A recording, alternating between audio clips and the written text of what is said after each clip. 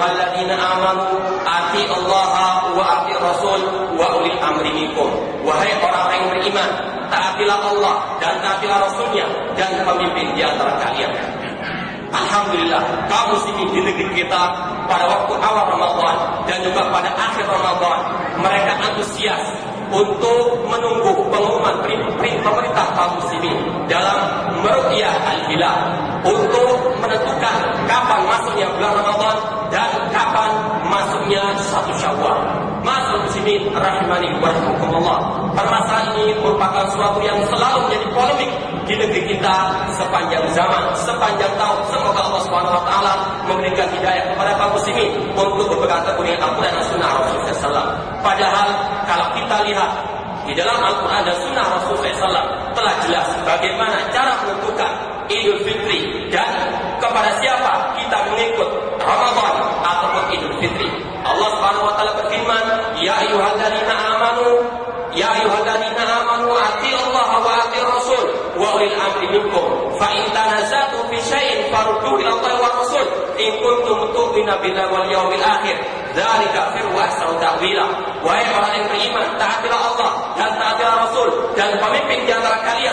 Dan jika kalian berselisih tentang suatu permasalahan, maka kembalikanlah kepada Allah dan Rasulnya, kepada Al-Quran dan hadis Rasulullah SAW. Jika kalian beriman kepada Allah dan hari akhir, dan itu baik dan pasti akibatnya akan baik. Oleh karena itulah, mari sejenak kita renungkan Al-Quran atau hadis-hadis Rasulullah SAW serta penjelasan para ulama salaf tentang bagaimana cara kita menentukan bulan Ramadan dan bagaimana cara menentukan bulan Syawal dan bagaimana kita berhari raya. Ma'asyiral muslimin rahimani wa rahimakumullah.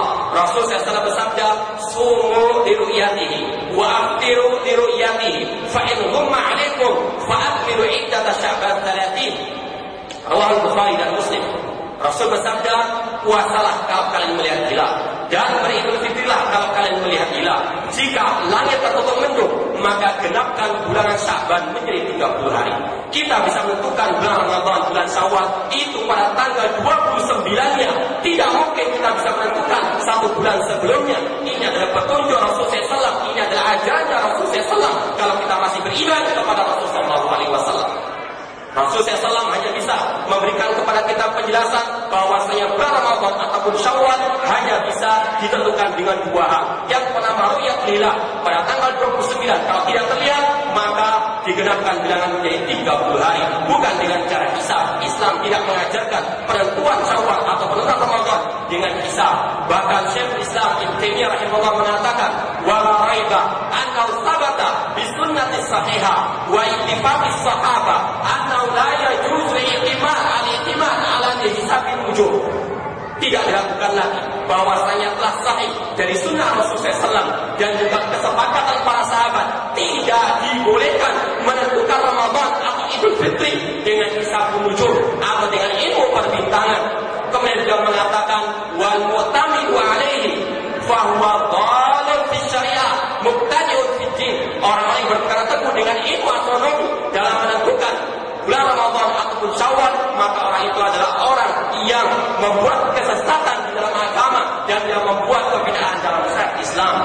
Maka ma'asyiral muslimin rahimani wa rahimakumullah, kembalikanlah kepada sabda Rasulullah, "Sumu li ru'yatihi wa aftiru li ru'yatihi." Kemudian ma'asyiral muslimin, yang perlu juga kita perhatikan bahwasanya yang berhak untuk mengumumkan dan yang menentukan perayaan Idul Fitri ataupun Idul Adha atau bulan Ramadan hanyalah pemerintah kaum muslimin, bukan ormas, bukan partai, bukan yayasan, namun pemimpin kaum muslimin. Karena di dalam Al-Quran tidak ada perintah untuk kita mengikuti ormas, tidak ada perintah untuk kita mengikuti partai, yang adalah mengikuti Allah dan Rasulnya dan pemimpin kaum muslimin. Ya ayyuhalladzina amanu atiillaha wa atiir rasul wa ulil amri minkum.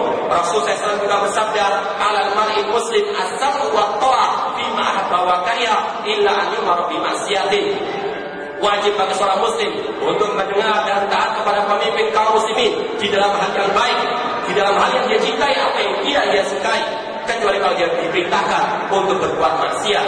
Fa in umira bi ma'siyatin fala sam'a wa la ta'ah. Namun kalau dia diperintah untuk berbuat maksiat, tidak ada ketaatan dan tidak ada kewajiban mendengar. Kemudian ma'asyiral muslimin rahimani wa rahimakumullah, kalau kita lihat di zaman Rasulullah SAW yang berhak untuk menentukan hari raya Idul Fitri adalah pemimpin kaum muslimin. Disebutkan dalam riwayat Abu Dawud bahwasanya anna rabban ja'u ila Nabi sallallahu yashhaduna bi annahum ra'al hilal bi ams. Suatu saat sekelompok kaum muslimin mendatangi Nabi sallallahu alaihi wasallam. Kemudian mereka mengabarkan bahwa mereka telah melihat hilal pada kemarin harinya. Kemudian fa'amara Nabi sallallahu bi an yuftir. Kemudian Rasulullah SAW pun memerintahkan kepada kaum muslimin untuk beridul fitri. Yang mengumumkan siapa? Rasulullah SAW sebagai pemimpin kaum muslimin pada waktu itu.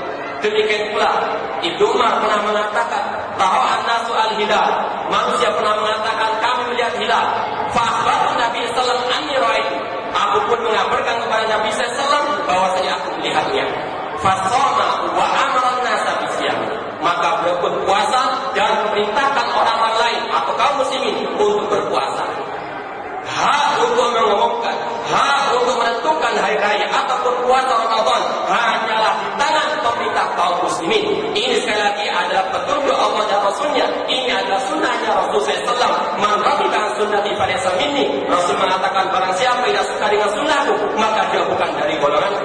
Demikian pula para sahabat, demikian pula para salafus saleh, para tabi'in, para tabi'in dan ulama salaf sepakat bahwasanya hak menentukan Idul Fitri adalah pemerintah kaum muslimin. Seorang ulama salaf yang bernama Sufyan Ats-Tsauri yang meninggal tahun 162 Hijriah, beliau mengatakan kepada muridnya yang bernama Syu'aib, "Ya Syu'aib, la yanfa'uka ma katabta hatta al-salah khalfa kulli barin wa fajir." Wahai Syu'aib, tidak ada manfaatnya apa yang kau tulis sampai engkau berpendapat wajibnya salat di belakang pemimpin yang baik ataupun yang jelek. Kemudian seorang murid tersebut bertanya, as-salata kullaha, apakah setiap salat harus di belakang pemimpin kaum muslimin, harus bersama dengan pemimpin kaum muslimin? Apa kata Sufyan Ats-Tsauri rahimahullah taala? Beliau mengatakan, bal salatul jum'ati wal idain, bahkan salat Jumat dan salat Idul Fitri dan Idul Adha wajib di belakang pemimpin kaum muslimin. Demikian pula yang dikatakan oleh seorang ulama salaf terdahulu yang bernama Harb bin Ismail Al-Karmani yang meninggal tahun 280 Hijriah. Beliau mengatakan al-jum'atu wal idani wal hajju ma'sultani wa illam yakunu baratan atqiya. Wajib bagi kaum muslimin melaksanakan salat Jumat dan salat Idul Fitri dan Idul Adha bersamaan waktunya dengan pemimpin kaum muslimin, meskipun pemimpin tersebut bukan dari orang-orang yang baik, meskipun pemimpin tersebut orang yang korupsi dan sebagainya, wajib bersama dengan mereka melaksanakan salat Idul Fitri atau Idul Adha. Demikian pula yang disampaikan oleh ulama salaf yang lainnya yang bernama Al-Imam Ibn Abi Zamanain yang meninggal tahun 399 Hijriah. Beliau mengatakan, wa min qauli ahli sunnah, termasuk pendapatnya, termasuk akidahnya ahli sunnah wal jamaah, anna salatal jum'ati wal idaini wa arafah ma'a kulli amirin barin aw fajir minas sunnati wal haq. Kata beliau bahwasanya termasuk akidah ahli sunnah wal jamaah adalah melaksanakan salat Jumat, salat Idul Adha, salat Idul Fitri dan salat di Arafah bersama pemimpin kaum muslimin yang baik ataupun yang jelek, dan itu termasuk sunnah Rasulullah SAW dan itu termasuk suatu yang hak. Bahkan Al-Imam Ibn Abi Zamanain atau Al-Imam Harb bin Ismail Al-Karmani mengatakan, wa man khalafa hadhihi al-madahib, barang siapa yang menyelisih akidah Ahlussunnah wal Jamaah ini, fahuwa mukhalifun mubtadi'un, maka itu adalah orang yang menyimpang, dia adalah ahli bid'ah. Kharijun ahli jamaah, dia keluar dari jamaah kaum muslimin. Kemudian wa huwa zaidun an manhajus sunnati wa sabil haq, dan orang itu telah menyimpang dari sunnah Rasulullah SAW dan jauh daripada jalan kebenaran. Oleh karena itulah ma'asyiral muslimin rahimani wa rahimakumullah, kembalilah kepada ajaran Allah dan kepada ajaran Rasulullah SAW.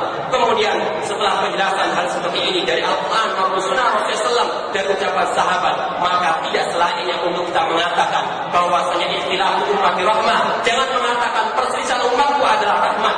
Yang pertama, karena dalil hadis tersebut, karena hadis tersebut dikatakan oleh para ulama hadis yang la asalahu, tidak ada asalnya. Kemudian sebagaimana kata Ibnu Hazm rahimahullah taala, kalau perpecahan itu rahmat, maka apakah